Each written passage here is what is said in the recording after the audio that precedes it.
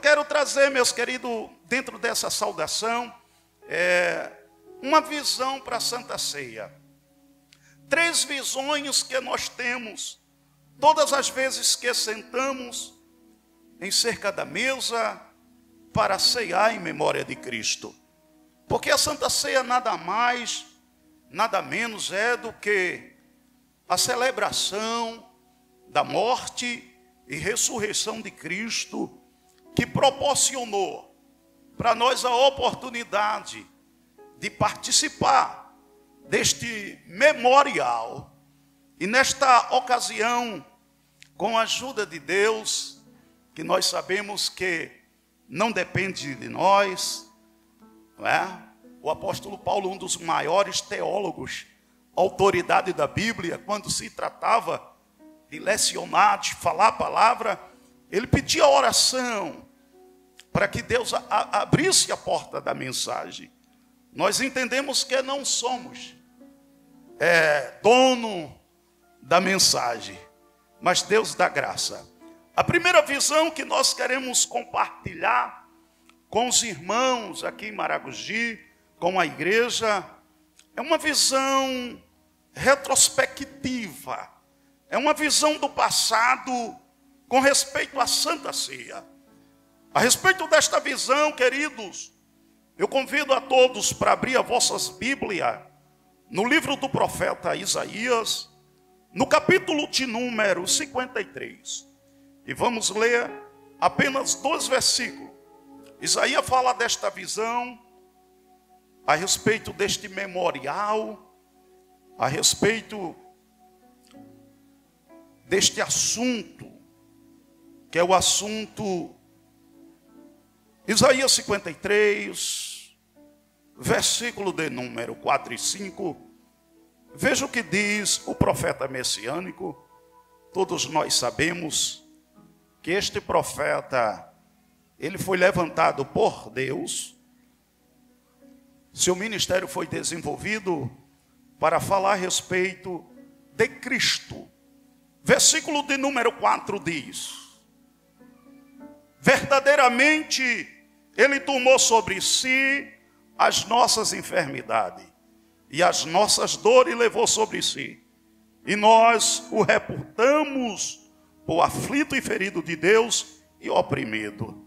Mas ele foi ferido pelas nossas transgressões e moído pelas nossas iniquidades, e o castigo que nos traz a paz estava sobre ele, e pelas suas pisaduras fomos sarados. O que nós entendemos aqui, neste relato do profeta messiânico, que nós, quando sentamos para celebrar este ato da Santa Ceia, devemos ter uma visão do passado, uma visão que foi prevista pelos profetas. Nós temos que ter objetivos, porque quando sentamos, não podemos só comer o pão e beber o cálice, e sim lembrar qual é o objetivo principal. Então, a primeira visão que eu destaco é essa, é o que o profeta Isaías destacou: lembrar do sofrimento dele, lembrar das dificuldades que ele enfrentou. Se você está hoje sentadinho, como diz muito, de boa, é porque alguém pagou um preço alto por você e te deu a oportunidade, nesta noite, de pegar do pão e beber do cálice e dar graça a ele e dizer: eu te agradeço, Senhor, pela tua bondade, pela tua misericórdia, pela tua graça, porque pela graça sois salvos. Isso não vem de vós, é dom de Deus, não vem das obras para que ninguém se glorie. Não adianta se gloriar, porque o escritor aos Hebreus diz que toda dádiva perfeita vem do alto, do Pai das luzes, que não tem sombra de variações. Mas com respeito a esta visão do passado, esta visão retrospectiva que nós temos que ter, eu já passei do minuto, esta visão da retrospectiva perspectiva, quando sentamos, nós temos que ter um foco de imaginar do sofrimento. E sobre o sofrimento de Cristo também foi previsto e profetizado por Zacarias. Abra a sua Bíblia. Profeta Zacarias. Glória a Deus. Glória a Jesus. Capítulo 13, verso 6. Diz assim Zacarias: e se alguém lhe disser, que feridas são essas nas tuas mãos, dirás ele, são as feridas com que fui ferido em casa dos meus amigos. Aleluia. Sabe o que nós notamos, nós percebemos que Zacarias está nos levando a ter uma visão retrospectiva que foi proferida pelos seus lábios, que quando você sentar para pegar desses dois emblemas, pão que representa o corpo, vinho que representa o sangue, você que pensar que você sofreu mais, Jesus está dizendo aqui, Deus está falando pela profecia de Zacarias, eu também fui ferido, eu também fui machucado. Você está sofrendo, mas eu sofri mais. O meu sofrimento foi maior. Então o texto nos leva a ter essa consciência que o profeta Zacarias profere. Jesus foi proferido antes mesmo do seu sofrimento, no sentido literal. Anos antes, Zacarias relata que ele ia ser ferido. E exatamente as feridas que Jesus adquiriu, ele adquiriu dentro da casa dos seus parentes. Porque Jesus é da linhagem da tribo de Judá. O cego Bartimeu reconhece a genealogia de Cristo quando ele fala Jesus, filho de Davi. Nós sabemos que paternamente Jesus, ele não tinha pais.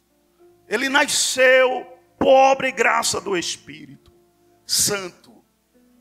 O Espírito Santo gerou em Maria o feto Jesus. Mas o cego Bartimeu, quando diz Jesus, filho de Davi, ele está falando da genealogia da tribo de Judá, que Jesus veio descendendo. Então Zacarias relata que Jesus foi ferido na casa dos seus parentes. Foi os seus familiares que provocaram o sofrimento de Cristo. Mesmo sendo vindo com estes propósitos, Cristo passou por estas dificuldades. Observamos algo proferido por Davi. Abra sua Bíblia no livro dos Salmos 41. E verso 9. Salmos 41, verso 9. Veja o que diz a Bíblia e a palavra de Deus a respeito da visão retrospectiva. O verso 41, verso 9 diz assim, a palavra do Senhor: até o meu próprio amigo íntimo, em que eu tanto confiava, que comia do meu pão, levantou contra mim o seu calcanhar. Isso fala de um sofrimento. O sofrimento de Cristo não iniciou só na crucificação. Houve processos. Jesus sabe o que significa decepção. Jesus sabe o que é investir e depois se decepcionar. Jesus passou por estes processos. E nesta noite nós somos coagidos a voltar uma visão retrospectiva e pensar que antes que você viesse passar por semelhantes assuntos, ele passou por você primeiro. E Jesus disse em João, abra a sua Bíblia, João capítulo 6, vamos para o Novo Testamento. Jesus confirma sobre esta visão do seu sofrimento. João capítulo 6, verso de número 48. Veja que coisa maravilhosa. Jesus falando do seu sofrimento. Ele diz: vossos pais comeram maná no deserto e morreram. Este é o pão que desceu do céu, para que dele comer não morra. Eu sou o pão vivo que do céu desceu. Se alguém comer desse pão, viverá para sempre. E o pão que eu der é a minha carne, que eu darei pela vida do mundo. Jesus sofreu na cruz para proporcionar vida ao mundo. Por isso que João capítulo 3, verso 16, porque Deus amou o mundo de tal maneira que deu seu Filho unigênito, para que todo aquele que nele crer não pereça, mas tenha a vida eterna. Deixa eu pular para a segunda visão. A segunda visão que nós devemos ter, agora não é uma visão retrospectiva, mas sim uma visão introspectiva, uma visão de análise pessoal, uma visão individual, uma visão de autoanálise. Como eu posso destacar essa visão? Abra sua Bíblia em 1ª carta de Coríntios e veja esta visão introspectiva, porque tem pessoas, permita, pastor, isso eu falar com muito carinho e respeito à bancada de obreiros e ao senhor, homem de Deus. 1ª carta de Paulo aos Coríntios, capítulo 11, versículo de número 28. Veja o que diz a palavra. Diz assim, 1ª carta: examine-se, pois, o homem a si mesmo, antes que peguemos o pão e o cálice. Há uma ordem. O apóstolo Paulo fala: examine-se. E essa aqui é a visão introspectiva. É dentro, é pessoal, é individual. Porque tem crente que só se preocupa, permita-me, da vida de outro, a vida alheia. Mas Jesus deixou bem claro: cada um pegue a sua cruz e siga-me, porque a minha vida já é o suficiente para eu me preocupar. Porque está escrito: a alma do pai é minha, a alma do filho é minha, a alma que pecar, esta morrerá. Então eu devo me preocupar primeiro com a minha alma, depois me preocupar com a alma do meu irmão e da minha irmã. Porque se eu puder primeiro ganhar a minha própria alma, eu vou proporcionar meios para ganhar a alma do meu irmão comigo. Diga amém. Aleluia. Eu tenho que ter esta visão introspectiva. Eu tenho que olhar para mim. Eu tenho que fazer uma autoanálise. Senhor, como eu estou? Porque se a minha mente me condena, maior é Deus. Senhor, será que pela tua graça e misericórdia tu me dás a oportunidade? A graça me alcança hoje para eu pegar esses 2 emblemas.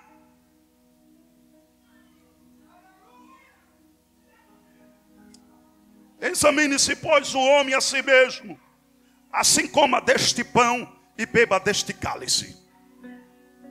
O apóstolo Paulo ensina que antes de ingerir, eu faça uma análise.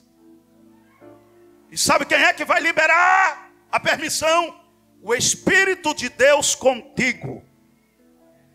Você tem um contato com Ele. Ele está em você. Ele está contigo. Nesta noite, Paulo diz: fale com Ele. Converse com Ele.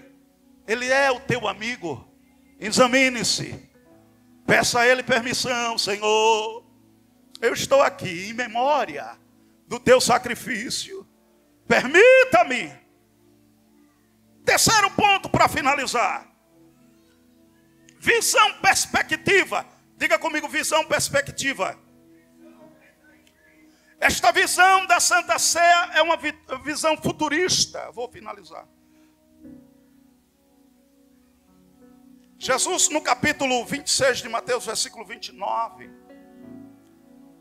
Jesus disse: desde agora não comereis desse fruto da vinde, nem bebereis desse fruto da vinde, até que naquele dia coma e beba de novo no reino do meu Pai. Veja que tem 3 visões na Santa Ceia. Eu tenho um objetivo na Santa Ceia: retrospectiva do sofrimento, introspectiva do autoanálise pessoal e individual, e perspectiva de uma visão futura. Jesus prometeu que ia de novo ceiar conosco no reino do Pai. João capítulo 14, ele diz: não se turbe o vosso coração. Aleluia. Você pode dizer amém. Aleluia. Não é emocionalismo, é direção de Deus para a tua alma nesta noite. Não se turbe o vosso coração. Crede em Deus. Como está a tua credibilidade, a tua crença, a tua fé em Deus? Jesus disse: crede em mim também. Sabe o que Jesus falou? Alimenta a tua fé, a tua visão. Porque eu vou para o Pai. Eu mesmo vou ser o arquiteto e fundador. Eu vou preparar lugar. E voltarei outra vez. Amém.